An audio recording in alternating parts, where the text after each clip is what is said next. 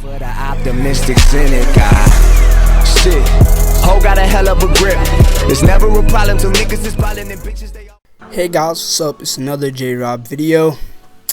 And today we're gonna talk about something a little different. Now, if you guys have been around for a long time, you guys do know who Devin Moore is. You know, a few years back, there's going to be a playlist. Well, there's going to be a link to the playlist with all his videos.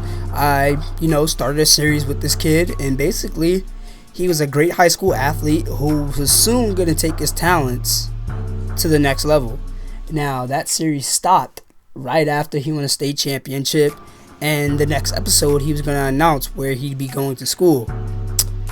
Basically, there was no episode after that. There was a trailer, but no episode.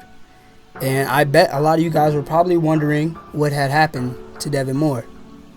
So basically, let's just say Devin Moore was ultimately going to pick UNC. He was going to go to the University of North Carolina, Chapel Hill, and become a Tar Heel. And that's that. He thought, he might come in as a second string behind Mitch Trubinsky. But after Mitch's, I believe it would be his junior year or his senior year, he thought he could take the reins, or he might even take the starting job. But Devin Moore fell into the same path that his older brother did. And basically, if you do not know the story, his older brother Derek Moore basically died as he got it's weird to speak about. Basically what happened was Derek Moore, his older brother, was driving. Then he crashed his car, and when the police tried to stop him, he had guns in the vehicle and started to have a standoff with the police, and he was ultimately shot and killed.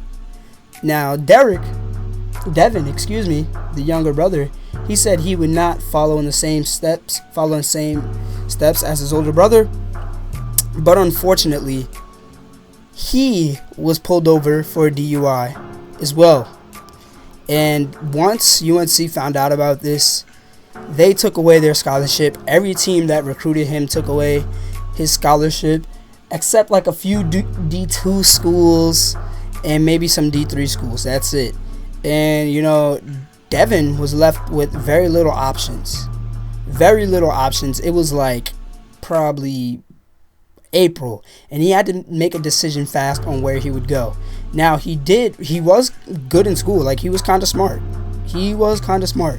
And he did apply to this one school called UNC Wilmington, which is probably 3 hours away from UNC Chapel Hill.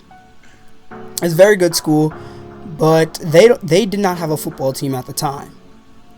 But one day, the coach called him and said that they were actually going to begin a football program in the following year, and he needed a quarterback. And without hesitation, Devin Moore accepted that offer and decided that his best decision would become a Seahawk. Now, at first glance, you're like, why would he go to that school? They're not D1. Actually, UNCW is D1. It is a D1 school, and he felt he did not want to compete on a D2 level. He felt he is good enough to compete on a D1 level, not even FCS. He wanted to go into the FBS level because he knows he can prove what he's worth. Now, I don't know if he might transfer after 2 years. Who knows?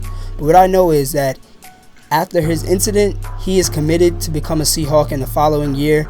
And I know you guys are probably saying, well, what does that mean? J-Rob, why are you bringing this up? Why are you bringing him up going to UNC Wilmington?